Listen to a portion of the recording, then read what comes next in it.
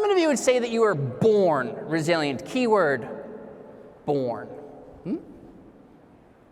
Nice, because for me, it's 100% true. It's a mindset more than anything. So one of the books that I wrote was called Born Resilient, and the most common criticism from media, from people, was around the title.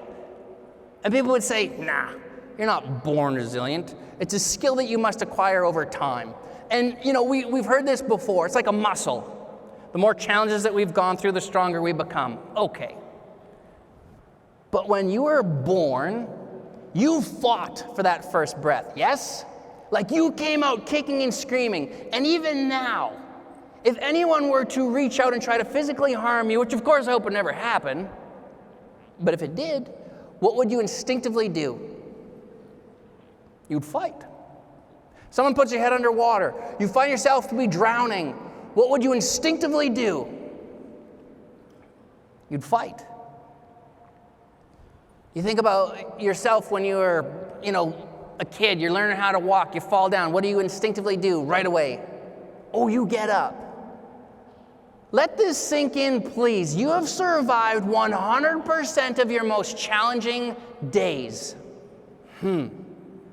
That's a pretty good record. Not a lot of people know this, but on the cover of that book is actually our youngest son, Malcolm. And my wife, Tanya, made the superhero costume for him.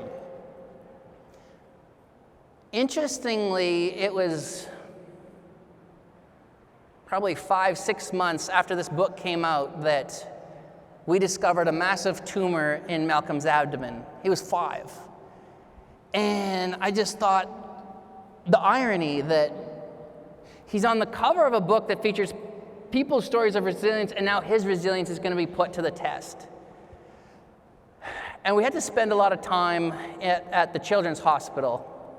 And that was hard. It's so hard, yes, when you see someone that you care about and you cannot do a damn thing. The only thing I knew what to do was just play video games with them. I'm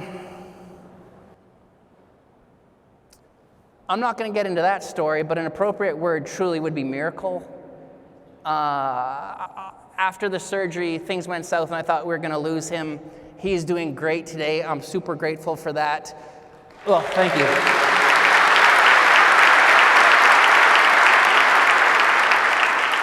Thank you.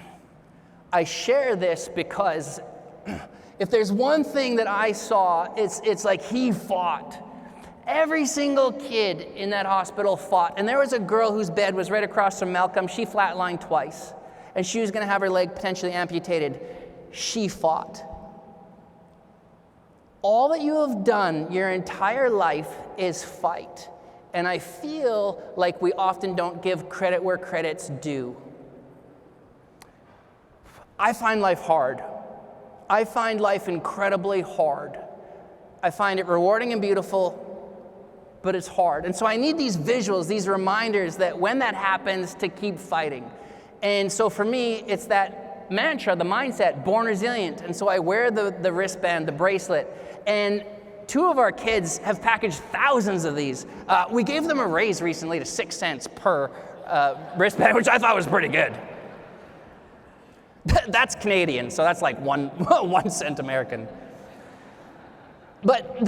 So I brought probably 200 of these, and they're free, help yourself. They're out at the meet and greet area. I think it's booth 600 or somewhere around there. Find me, and grab one if this resonates.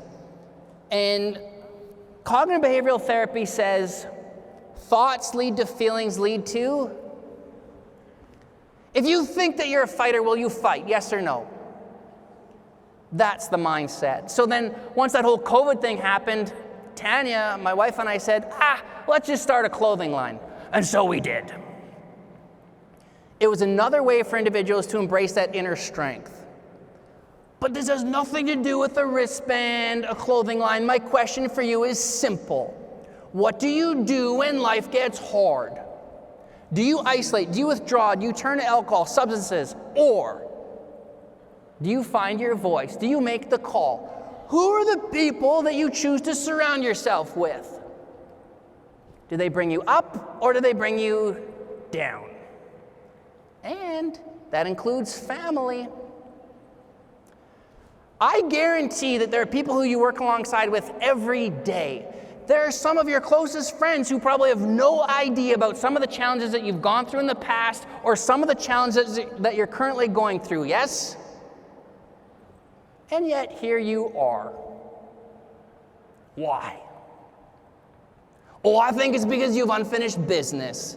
If that wasn't the case, then Creator God, whatever word you use, would say, time's up. Time to come home. Well, that hasn't happened.